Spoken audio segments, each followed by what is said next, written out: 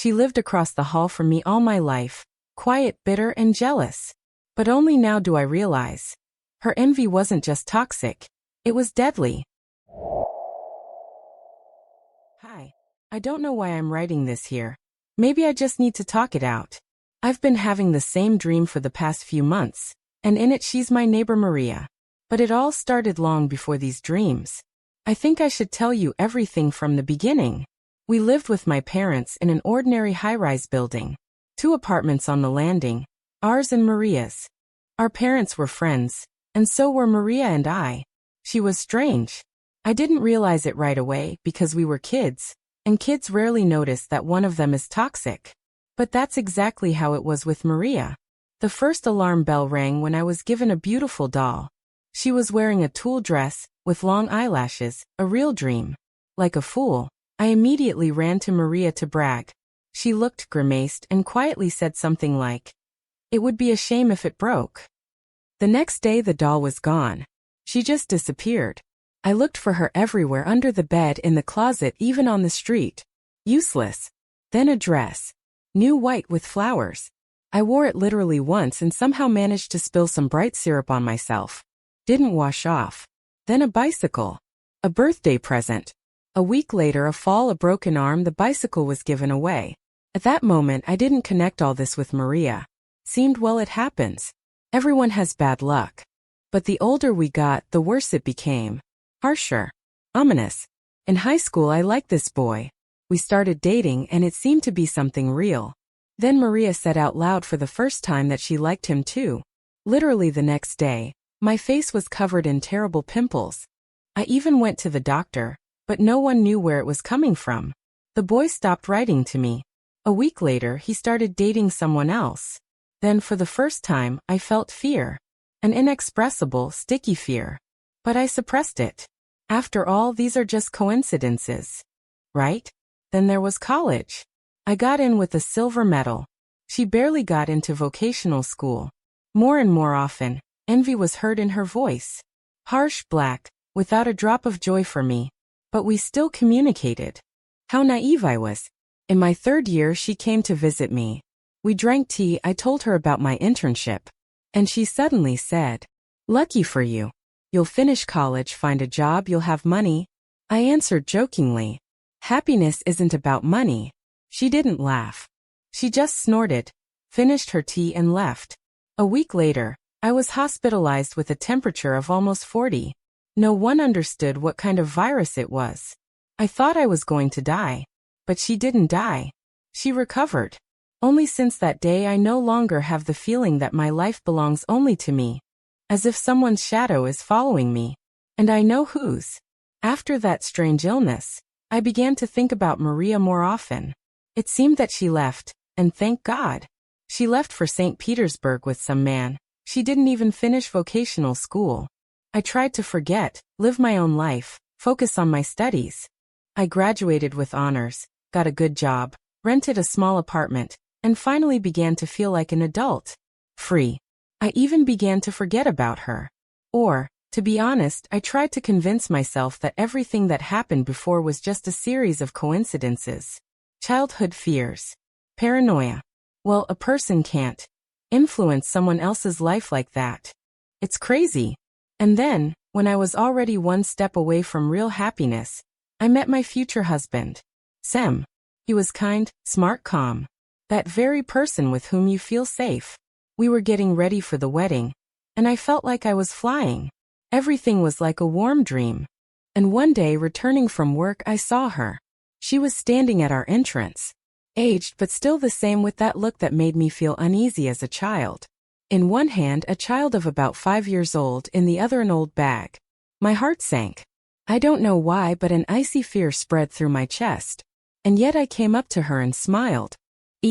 Maria. Are you back? And is this your daughter? She looked at me with that same smirk. Yes, I am back. My husband turned out to be a jerk, he left me. And they say you are getting married? I nodded. Yes, the wedding is coming soon. Her face suddenly changed. Her whole look became black. It was as if something dark and evil had crawled out from inside her. You'll have a coffin instead of a wedding, she hissed. grabbed the child by the hand and quickly went into the entrance. I don't remember how I got up to the apartment. I remember sitting in the kitchen, my hands shaking, holding a mug of tea, and my mother saying something next to me, stroking my head. I told her everything. About the doll. About the pimples. About the strange illness. And about Maria's words. I thought my mother would say that this was nonsense. That I was overheated. But she just frowned, sat down next to me and quietly said, "My daughter, my father and I always knew that she was different. I used to think that she was just evil, but now I think that maybe she wasn't just evil." The next day we went to the registry office and got married without any wedding. Sam didn't argue, he saw that something was wrong with me. A week later, we left the city. We just packed our things and started a new life somewhere else. The first few years were happy. We rented a house, then bought a small plot of land. Everything was going well. I tried to get pregnant, but it didn't work out, although the doctors said that we were both healthy. And 5 years later, Sam died. Just suddenly. A heart attack. In his sleep. I was only 31. I was left alone. Without children. Without a future. And then the pain began. I went to the hospital. A long examination. The diagnosis was cancer. Late stage. Inoperable. I sold the house and returned to my mother. By that time, my father was no longer there. And here it is. The same entrance again. The same apartment. And she is behind the door opposite. Masha is still there. Only now alone. I was told that her daughter died. Hit by a car. Right next to the house. The year I moved back. I try not to meet her gaze. But sometimes we still run into each other in the entrance. And she smiles. Doesn't say a word. Just looks. This smile. It's not angry. It's worse. It's happy. I don't believe in magic. In the evil eye. In curses. I didn't believe. But now. I just live and every night I think, are these all coincidences? Or has something nameless been living next to me all this time? I don't know how long I have left. The doctors say a year at best.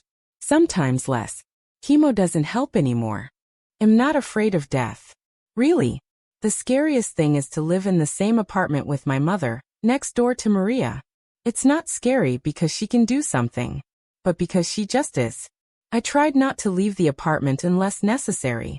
For groceries online outside only with my mother. But her presence is still felt in the house. It's like dust. It settles on everything. It eats into the walls.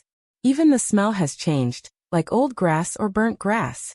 Like in childhood, when she came to visit us. One day I woke up from a strange sound. At first I thought it was the TV, but my mother was sleeping, everything was turned off. I listened, someone was humming.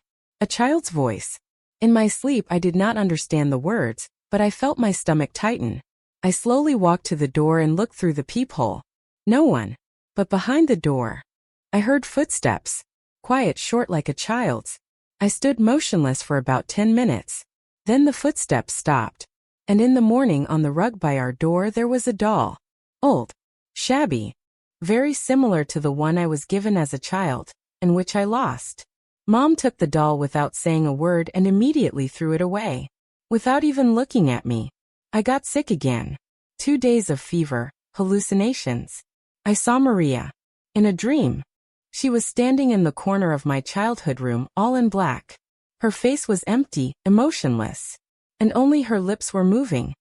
Everything you have must become mine. I woke up in tears. In the morning I was weak, but my fever was gone. I went to a psychotherapist. I told him everything. He listened attentively, and then quietly said, "I can't give you a medical explanation. But sometimes people who are always focused on someone else's begin to take away unwittingly. Not with magic. Not with curses. Just suck out someone else's life energy. Consciously or not. Since childhood, you were a mirror for her. She saw in you what she would never have. And every time you shone, her shadow grew longer. I left, not knowing what to do with it. And then a letter arrived. No return address. Old paper, crooked handwriting. Just one sentence. If you want everything to stop, take from her what she took from you." I didn't understand. What did she take? Her husband? Her life? Her health? Or something else. The next day, I couldn't stand it. I knocked on the door opposite. Maria opened it. Her face was calm, as if she was waiting for me. "Oh, you. Come in. Let's talk." I went inside. The apartment had hardly changed. The same wallpaper, the same furniture. Only the air was musty, like a closed basement. She silently put 2 cups of tea on the table. She sat down opposite.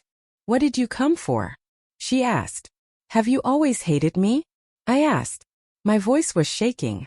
She grinned. No. "First I just wanted to be like you. And then, I realized that I couldn't. Then I wanted you to be unable to, too." "Why?" She looked away. "And could you watch every day as another person gets what you will never get? Love? Parents? Beauty? A future? But you—" "I'm not making excuses," she interrupted. "I'm just telling it like it is." We were silent. The tea was getting cold. I wanted to leave, but I couldn't. It was as if something was holding me back. Then she said, "Do you think I cursed you?" "No. You yourself fed me. With my fear. With my smiles behind which I hid. I only accepted everything that I gave." "What now?" She stood up. Went to the window. "Now nothing. Neither of us has anything left." I went out. The door closed behind me without a sound. A week passed. I started sleeping again. The dreams disappeared. The footsteps, too. As if after that conversation something broke off. Or got tired. Mom says that I look better. The doctors are surprised. The tests have improved a little. They say that remission is not excluded. I don't know. I have no illusions. But I know one thing. If someone always lives in your shadow, don't be afraid to turn around. Sometimes this is the only way to break the circle. Maria still lives across the street. I'm not afraid of her anymore. I just know that she's there. And that's enough.